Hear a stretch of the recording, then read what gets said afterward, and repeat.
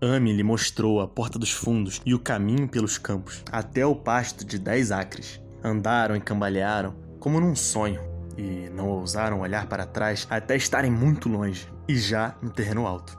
Estavam felizes pelo caminho, pois não poderiam ter saído pela porta da frente, passando pelo poço.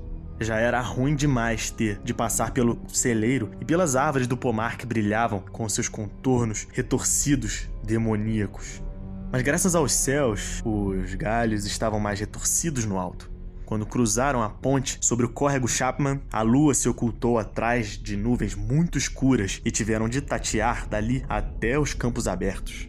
Mas quando olharam para trás, para o vale e a distante fazenda Garner no fundo, tiveram uma visão aterradora. A fazenda brilhava com uma mistura medonha e desconhecida de cores. As árvores e mesmo o capim e a vegetação, que ainda não tinham se convertido à fragilidade cinzenta e letal, todos os galhos se estendiam para o alto, encimados por línguas de chama repugnante, e rios tremeluzentes do mesmo fogo monstruoso rastejavam pelas vigas do telhado da casa, do celeiro e dos barracões. Era uma cena de uma pintura de Johann Heinrich Füssli, 1741 a 1825. Foi um pintor suíço. Em suas obras, apesar de mostrarem traços inicialmente classicistas, pode-se notar a predominância do romantismo e das emoções e da composição dramática. Mas enfim, e acima de todo o resto reinava aquela exuberância de amorfia luminosa, aquele arco-íris estranho e unidimensional de veneno misterioso do poço em ebulição. Envolvente, sensível, penetrante, cintilante, extenuação e malignamente borbulhante no seu cromatismo cósmico e irreconhecível. Então, sem aviso, a coisa pavorosa partiu verticalmente para o céu como um foguete ou um meteoro, sem deixar vestígio, desaparecendo através de um buraco redondo e curiosamente regular nas nuvens antes que qualquer um deles tivesse tempo de suspirar ou gritar. Nenhum dos espectadores é capaz de esquecer aquela visão. E Ame olhou estupefato as estrelas do cisne, Deneb cintilando acima das outras, onde a cor desconhecida se fundiu na Via Láctea. Mas o seu olhar foi atraído em seguida para a terra, devido a estalos no vale. Foi apenas isso. Só o som de madeira rasgando e estalando, não uma explosão, como juraram muitos outros do grupo. Ainda assim, o resultado foi o mesmo, pois, num instante calendoscópico, febril da fazenda amaldiçoada e condenada, explodiu um cataclismo eruptivo cintilante de faíscas e substâncias antinaturais, ofuscando a visão de alguns que o viram e enviando para o zenite uma nuvem explosiva de fragmentos coloridos e fantásticos, que o nosso universo deve por força repudiar. Atravessaram os vapores que rapidamente se fechavam, seguiram a grande morbidez que havia desaparecido e, após um segundo, eles também desapareceram. Atrás e abaixo só havia uma escuridão a que os homens não ousaram voltar. E por toda parte um vento crescente pareceu cair sobre a escuridão, como rajadas geladas do espaço interestelar. Gritava e uivava, castigava os campos e distorcia as florestas, um louco frenesi cósmico. Até que pouco depois o grupo, trêmulo, percebeu que não valeria a pena esperar que a lua mostrasse o que havia sobrado lá embaixo, na terra de Nahum.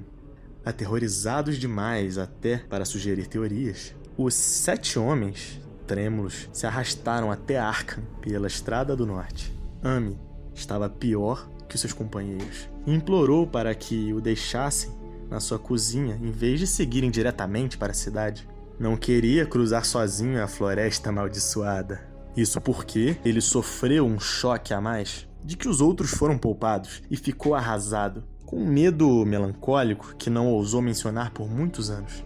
Enquanto os outros naquela colina tempestuosa fixavam os olhos na estrada, Ame olhou para trás por um instante, para o vale que abrigara o seu desafortunado amigo, e daquele ponto distante viu alguma coisa se erguer languidamente, para depois voltar e cair sobre o lugar de onde o grande horror disforme se lançara para o céu.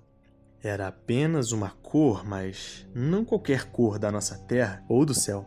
E como Ame reconheceu aquela cor, e sabia que aquele último resquício devia ainda se ocultar no fundo do poço. Desde então, nunca foi completamente são.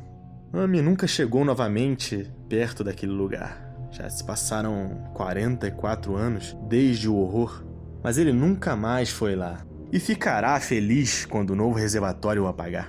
Eu também vou ficar feliz, pois não gosto do modo como a luz do sol mudou de cor perto do poço abandonado por onde passei. Espero que a água fique para sempre muito profunda, mas mesmo assim nunca vou beber dela. Acho que não volto mais à área rural de Arkham. 3 homens que lá estiveram com Ami voltaram na manhã seguinte para ver as ruínas à luz do dia. Mas não havia ruínas. Somente os tijolos da chaminé, as pedras do celeiro, aqui e ali algum lixo metálico e mineral, e a boca daquele poço nefando. Não fosse o cavalo morto de Ami que eles arrastaram e enterraram, e a charrete que pouco depois lhe foi devolvida, toda a coisa viva que passara por ali havia desaparecido.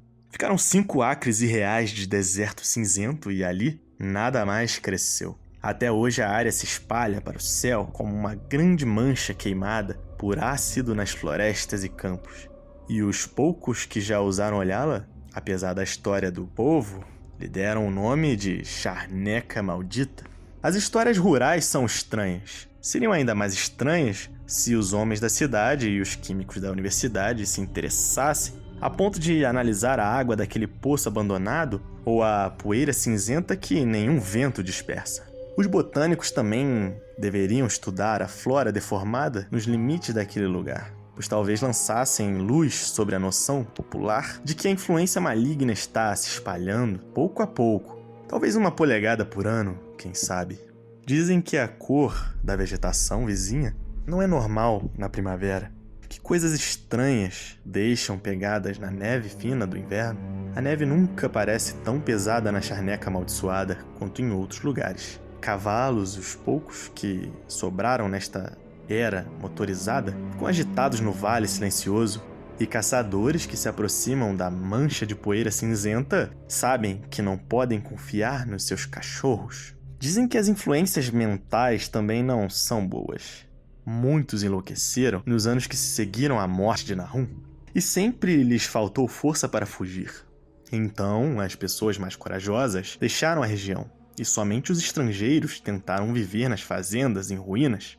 Não conseguiram ficar, e às vezes ficamos a imaginar que nossas ideias, além das nossas, lideram as estranhas histórias de magia que correm em rumores. Os seus sonhos à noite, protestam eles, são horríveis demais naquela região grotesca. E certamente a própria aparência do reino da escuridão é suficiente para agitar uma imaginação mórbida. Nenhum viajante já conseguiu escapar ao senso de estranhamento naquelas ravinas profundas. E os artistas tremem ao pintar florestas espessas, cujo mistério tanto é do espírito quanto dos olhos. Eu mesmo sou curioso quanto à sensação que tive no meu único passeio sozinho antes de Ami me contar a sua história. Quando veio o crepúsculo, desejei que algumas nuvens se juntassem, pois uma estranha timidez quanto aos vazios profundos do céu tinha penetrado a minha alma. Não peçam a minha opinião, não sei, isso é tudo. Não existe ninguém além de Ami a quem se possa perguntar, pois o povo de Arkham se recusa a falar dos dias estranhos. E os 3 professores que viram o aerolito e seu glóbulo colorido já estão mortos. Houve outros glóbulos, podem ter certeza. Um deles deve ter se alimentado e fugido. E provavelmente havia outro que chegou muito tarde. Não existe dúvida de que ele ainda está no fundo do poço.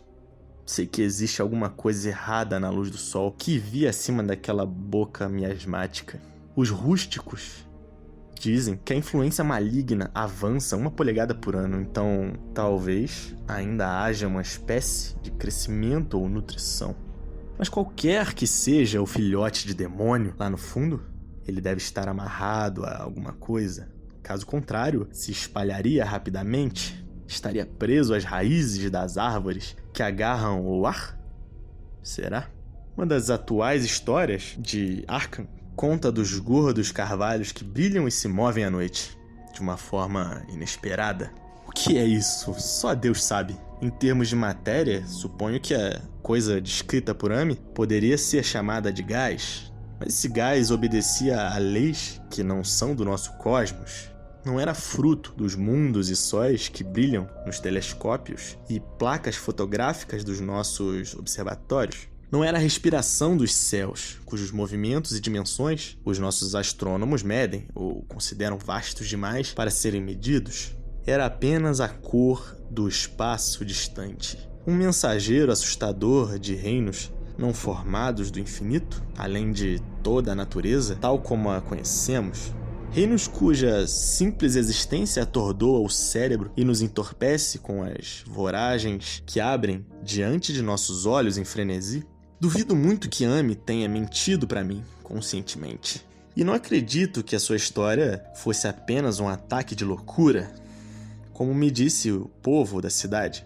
Alguma coisa terrível realmente chegou às colinas e vales daquele meteoro. E alguma coisa terrível, embora eu não saiba em que proporção, ainda está lá. Vou ficar feliz ao ver a água chegar. Enquanto isso, espero que nada aconteça a Ame. Ele viu muito daquela coisa e a influência era por demais insidiosa. Por que ele nunca foi capaz de se mudar? Com que clareza ele se lembrava das palavras de morte de Nahum? Não consegue fugir. Atrai você. Você sabe que alguma coisa vai acontecer, mas não adianta. Ame é um homem muito bom. Quando a turma do reservatório começar a trabalhar, vou escrever para o engenheiro-chefe para cuidar bem dele. Não quero pensar nele como a monstruosidade cinzenta e retorcida e frágil que insiste cada vez mais em perturbar o meu sono. A Cor que Veio do Espaço, de Howard Phillips Lovecraft.